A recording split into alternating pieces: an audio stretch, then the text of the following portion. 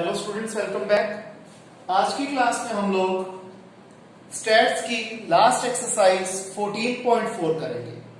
14.4 जो है हमारी ओजाइव के ऊपर बेस्ड है। ओजाइव का दूसरा नाम होता है graphical representation of cumulative frequency distribution. आपको पता है ओजाइव दो तरीके के होते हैं, less than type ogive and more than type ogive. Exercise 14.4 के पहले क्वेश्चन में हमें कहा गया है कि हमें लेस देन टाइप ओजाइव बनाना है, लेकिन मैं आपको दोनों कॉन्सेप्ट्स इसी क्वेश्चन में क्लियर कर रहा हूं। सबसे पहले मैंने क्वेश्चन को यहां पे कॉपी कर दिया। अब देखिए, अगर हमने बनाना है लेस देन टाइप ओजाइव तो हम हेडिंग डाल देंगे लेस देन टाइप ओजाइव। यहां पर ये जो दोनों कॉलम्स की हेडिंग है ये वैसी रहेगी, daily income in rupees and number of workers. ध्यान रखना, लेस देन टाइप ओजाइव में हमेशा लिखी जाती हैं अपर लिमिट्स। तो मैं लिखूंगा less than 120, less than 140, less than 160, less than 180 और लेस देन 200, ऐसे लिख लिया मैंने। अब जैसे हमने एक क्वेश्चन किया था मीडियन के अंदर बिलो 100, बिलो 120, बिलो 40 या फिर बिलो 15, बिलो 20, बिलो 25, ऐसा हमने क्वेश्चन किया था। उसी कॉन्सेप्ट का ऑपोजिट कॉन्सेप्ट यहां पर लग रहा है। कैसे? हमें यहां पर दिया हुआ है 100 से 120 के बीच में है 12, तो हम लिख देंगे पहला हमने जो लिया लेस देन 120 तो उसमें 12 ही आएगा। फिर 120 से 140 के बीच में आ रहा है 14। अगर हम लेस देन 140 लिख रहे हैं तो इसमें 100 से 120 वाली कैटेगरी भी आएगी और 120 से 140 की कैटेगरी भी आएगी, तो हम इसे ऐड कर देंगे। जैसे हम क्यूमुलेटिव फ्रीक्वेंसी निकालते थे एकदम आइडेंटिकल तरीके से हम लेस देन टाइप ओजाइव में फ्रीक्वेंसी को लिखते हैं। तो 12 प्लस 14 आ गया 26। अगेन अगर आप सीएफ के तरीके से कर रहे हो तो 26 प्लस 8 34, 34 प्लस 6 40, 40 प्लस 10 50। नॉर्मल आराम से क्वेश्चन हो गया। हमने लेस देन टाइप ओजाइव का टेबल बना लिया। आसान था बनाना, आई होप समझ में आया होगा। अब अगर हमें बनाना है मोर देन टाइप ओजाइव का टेबल तो क्या होता है?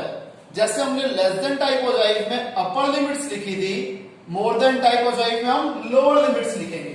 तो हम यहां लिखेंगे more than 100, more than 120, more than 140, more than 160, more than 180। लिख लिया जी। अब अगर हमें यहां पर दे रखा है 100 से 120, 120 से 140, इस तरीके से दिया हुआ है, यानी कि शुरुआत ही 100 से है और खत्म है 200 तक, तो सारे ही नंबर 100 से बड़े हैं। तो मोर देन 100 में क्या आ जाएगा? इसका टोटल जो कि है 50। अब मोर देन 120 में क्या आ जाएगा? 100 से 120 की कैटेगरी को छोड़ दो, बाकी सारे 120 से भी बड़े हैं, तो 50 में से 12 गया आ गया 38। इसी तरीके से मोर देन 140 क्या आ जाएगा?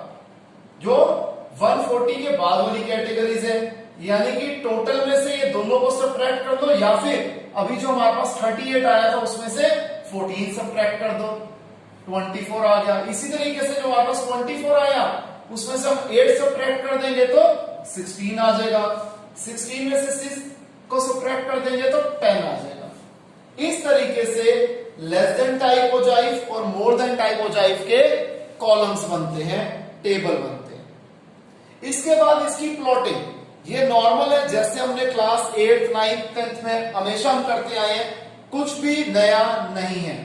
एक एक करके हमने एक्स एक्सिस पे बना दिया daily income in rupees, Y axis पे बना दिया हमने नंबर ऑफ वर्कर्स।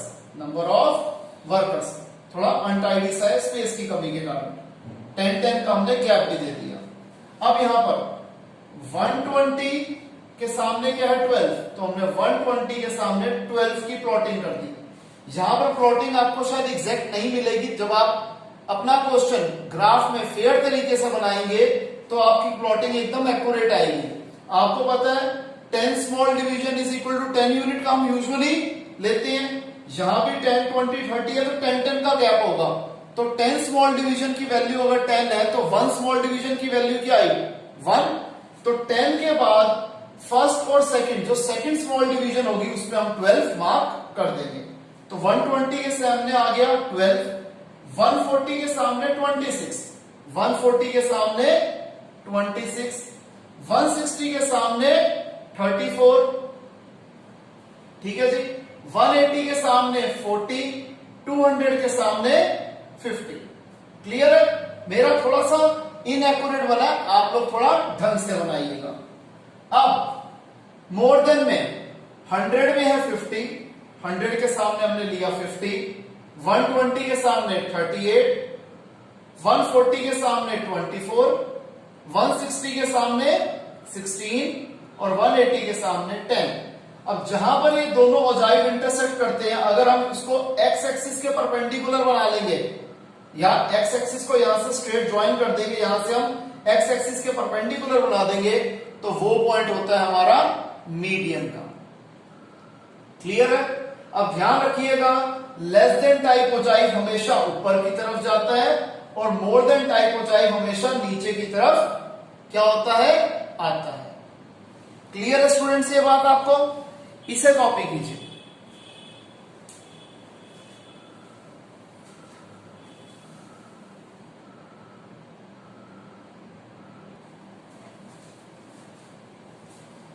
तो आइए स्टूडेंट्स, एक बढ़िया सा क्वेश्चन हम और कर लेते हैं, जो कि है हमारा एग्जाम्पल नंबर 9।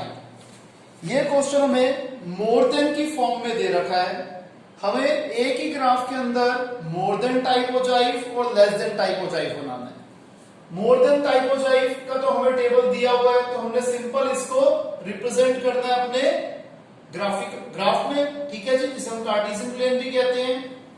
और यहां पर यहां पर कार्टेशियन प्लेन नहीं, हमारा नॉर्मल ग्राफ है। और हम क्या करेंगे, इसे लेस देन टाइप में कन्वर्ट करने से पहले इसे नॉर्मल पहले क्लास इंटरवल की फॉर्म में हम चेंज करेंगे। तो क्या करते हैं हम, जैसे ये मोर देन और इक्वल टू 5 है, फिर 5 5 का गैप है, तो हम क्या कर लेते हैं, मोर देन 5 है यानी कि 5 से बड़े से शुरू होगा, तो हम 5 to 10, 10 to 15, 15 to 20, 20 to 25, 25 to 30, 30 to 35 और 35 to 40 हमने बना लिया। अब हमें दिया हुआ है कि 5 से सबसे छोटा नंबर 5 और सारे नंबर उससे बड़े हैं और उसका टोटल क्या है 30 है। तो 5 to 10 में क्या हम देखेंगे, डायरेक्ट हम इसका डिफरेंस लेना शुरू कर देंगे। 30 में से 28 गया 2, 28 में से 16 गया 12, 16 में से 14 गया 2, 14 में से 10 गया 4, 10 में से 7 गया 3, 7 में से 3 गया 4, ठीक है जी। और एक सेकेंड, फिर एंड में था 3 में से कुछ भी सब्ट्रैक्ट करने के लिए नहीं बचा, तो 3 - 0 इज 3। क्लियर है यहां तक? अब देखिए, अब अगर हमने इससे क्या बनाना है, लेस देन टाइप औजाइफ बनाना है। ये हमने अभी पहले भी डिस्कस किया था कि लेस देन टाइप औजाइफ में हम अपर लिमिट्स ले लेते हैं, लेस देन 10, 15, 20, 25, 30, 35, 40। हमने ये सारी अपर लिमिट्स ले ली, ठीक है जी। फिर क्या करते थे, इससे हम क्यूमुलेटिव फ्रीक्वेंसी बना लेते थे। 2 + 12 14, 14 + 2 16, 16 + 4 20, 20 + 3 23, 23 + 4 27, 27 + 3 30। इसके बाद हम इसका ग्राफ बनाएंगे। इससे पहले 1 मिनट जरा वेट करना स्टूडेंट्स।